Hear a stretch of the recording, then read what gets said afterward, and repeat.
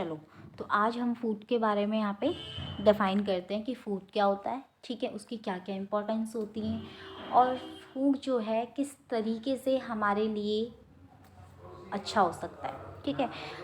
Food यानी कि कोई भी सब्सटेंस जिसे हम कंज्यूम करते हैं। हम फूड को कंज्यूम क्यों करते हैं? पहली बात तो हम फूड को इसीलिए कंज्यूम करते हैं ताकि हमें क्या मिले, एनर्जी मिले, ठीक है, यानी कि कार्बोहाइड्रेट, ठीक है, प्रोटीन मिल सके और फैट मिल सके अलॉन्ग विद विटामिन मिनरल्स, ठीक है, बहुत सारी चीज़ें। फूड क्या करता है कि हमें लाइक न्यूट्रिशनल सपोर्ट भी प्रोवाइड करता है, चाहे वो एनिमल्स हों चाहे वो ह्यूमन बींग्स हो, दोनों ही फूड को कंज्यूम करते हैं, ठीक है। और फूड के जो ओरिजिन है, ओरिजिन यानी कि प्लांट ओरिजिन की कहाँ कहाँ से हमें मिल रहा है, ठीक है, एक प्लांट ओरिजिन हो गया और एक हो गया एनिमल ओरिजिन, ठीक है, दोनों ही डिफरेंट होते हैं। प्लांट ओरिजिन में से जैसे कि हम बोल सकते हैं हमें जितने भी नट्स वगैरह हैं, फ्रूट्स हैं, वेजिटेबल्स हैं, ये सब क्या हो गए, प्लांट्स ओरिजिन हो गए, ठीक है। ओरिजिन यानी कि एनिमल्स ओरिजिन का मतलब होता है कि जैसे कि जो मिल्क हो गया, मिल्क भी तो हमें बफेलो या फिर काऊ से मिल रहा है, तो वो एक एनिमल ओरिजिन हो गया, ठीक है। जितने भी मीट हो गया, ठीक है, या फिर मीट के सोर्सेज हो गए, पोल्ट्री वगैरह हो गई, ये सब क्या होते हैं, एनिमल सोर्सेज होते हैं, एनिमल ओरिजिन होते हैं, ठीक है। तो फूड की इम्पोर्टेंस बस इतनी है कि उसमें से हमें क्या क्या ऐसे एसेंशियल न्यूट्रिएंट्स हैं जो हम गेट कर सकते हैं, ठीक है। और वो क्या है कि अगर देखा जाए बहुत ही ज़्यादा एक क्रूशियल रोल प्ले करते हैं, जैसे कि ह्यूमन की लाइफ में कल्चरल, सोशल और इकोनॉमिक डायमेंशन, ठीक है।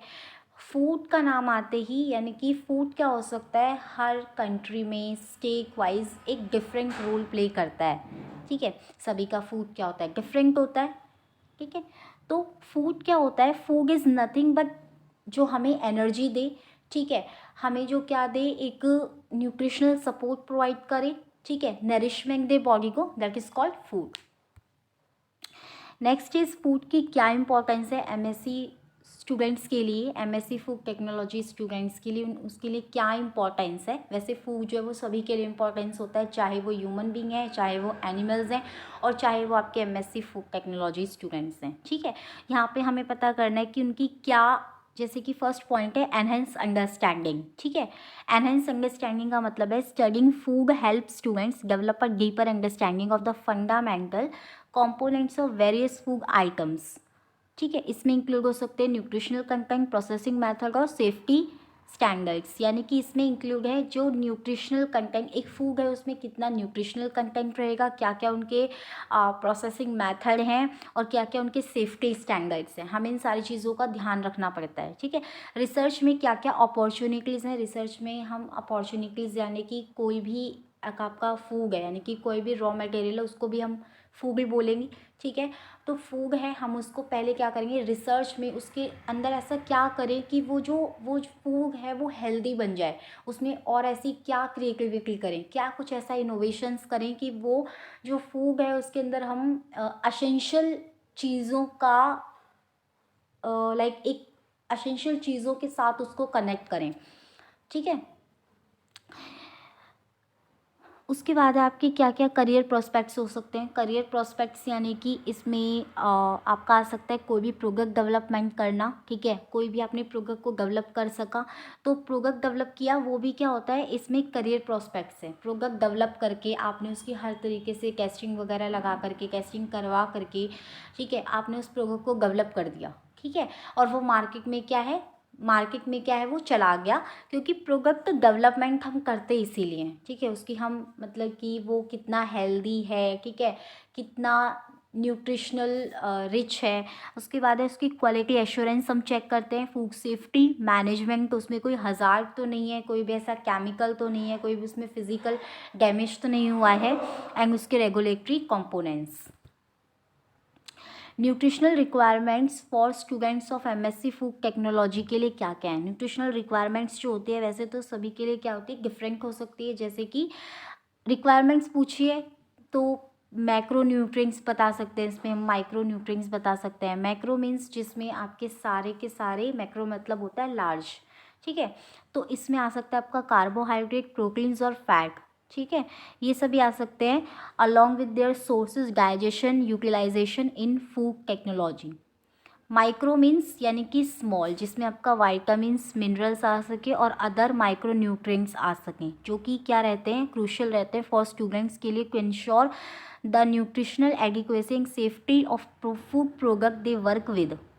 ठीक है, माइक्रो न्यूट्रिएंट्स भी क्या क्या होते हैं, जैसे कि वाइटामिन्स और मिनरल्स, ये भी क्या होते हैं, इन्हीं का ही पार्ट होता है, कार्बोहाइड्रेट का, प्रोटीन का, फैट का। ठीक है, तो उसमें कहीं ना कहीं ये सारी चीज़ें भी क्या है, इंक्लूड होंगी। डाइटरी गाइडलाइंस की हर किसी के लिए डाइटरी गाइडलाइंस अलग है, चाहे वो आपका एडल्ट्स है, किड्स है, ठीक है, सभी के लिए जो डाइटरी गाइडलाइंस है वो क्या होंगी, डिफरेंट्स होंगी। ठीक है, रोल क्या हो सकता है फूड का इन प्रैक्टिकल लर्निंग एंड रिसर्च में, जैसे कि इसमें हमने बोला कि हमने एक्सपेरिमेंटल एनालिसिस किया। ठीक है, एक्सपेरिमेंटल एनालिसिस का मतलब है कोई भी आपने रॉ फूड लिया, ठीक है, उसका आपने एनालिसिस किया, उसमें से आपने आइसोलेशन किया, कैरेक्टराइजेशन किया, मॉडिफिकेशन किया, हर तरीके से आपने उसको एनालाइज करके तभी आप उसका क्या है, प्रोडक्ट बनाओगे। ठीक है, पहले अगर आप प्रोडक्ट बना दोगे तो आपको ये सारी चीज़ों का पता नहीं चलेगा कि उसमें क्या क्या चीज़ें इन्वॉल्व हैं उस फूड के अंदर। ठीक है, तो हम उसकी एनालाइज करते हैं एक्सपेरिमेंटल, लेबोरेटरी के अंदर हम उसमें नए नए क्या करते हैं, एक्सपेरिमेंट्स करते हैं। इनोवेशंस प्रोजेक्ट, हमें कोई इनोवेशंस प्रोजेक्ट का मतलब है एक टास्क देना, ठीक है, कि उसमें क्या क्या हम क्रिएटिविटी दिखा सकते हैं अपने फूड के अंदर। मान लो राइस है, ठीक है, राइस में क्या होता है, आयरन रिच नहीं होते, लेकिन अब उसमें हम ऐसे क्या फॉर्टिफिकेशन कर सकते हैं, क्या क्या हम उसमें एनरिच कर सकते हैं कि उसमें आयरन का भी सोर्स इंक्लूड हो जाए।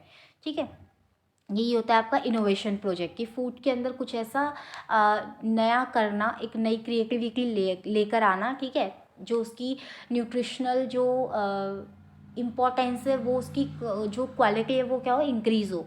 उसके बाद है इंडस्ट्री के साथ कोलैबोरेशंस, यानी कि पार्टनरशिप हो सकती है। Food industry, partnership with food industry professional provide students with real world experience. जब भी हम किसी इंडस्ट्री के साथ कोलैबोरेशंस करते हैं तो वहाँ पर क्या होता है कि अलग अलग फूड इंडस्ट्री के मतलब फूड इंडस्ट्री में आते ही हम क्या करते हैं, रियल वर्ल्ड एक्सपीरियंस करते हैं, ये चीज़ ऐसे होगी और इस चीज़ का जो क्वालिटी है, क्वांटिटी है, वो इस तरीके से सेट की जाएगी। ठीक है, next is conclusion. Conclusion in दो कंक्लूजन है यहाँ पे, डाइवर्स लर्निंग अपॉर्चुनिटी और इम्पैक्ट ऑन सोसाइटी, की सोसाइटी पर क्या इम्पैक्ट पड़ेगा।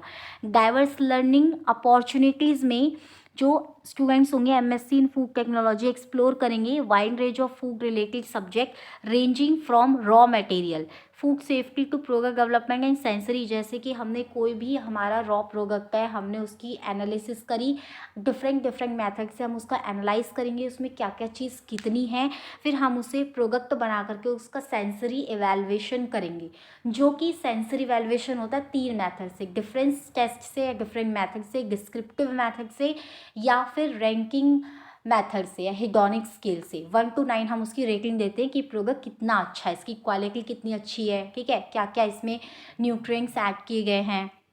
इम्पैक्ट ऑन सोसाइटी में इसमें बस वो आता है कि ग्लोबल फूड चैलेंजेस आते हैं, प्रमोटिंग न्यूट्रिशन, फूड की सिक्योरिटी, सस्टेनेबिलिटी, दस मेकिंग अ पॉजिटिव इम्पैक्ट छोड़ देती है किस पर, एक सोसाइटी पर। ठीक है, कि क्या क्या एक इम्पैक्ट हो सकते हैं सोसाइटी पर। ठीक है,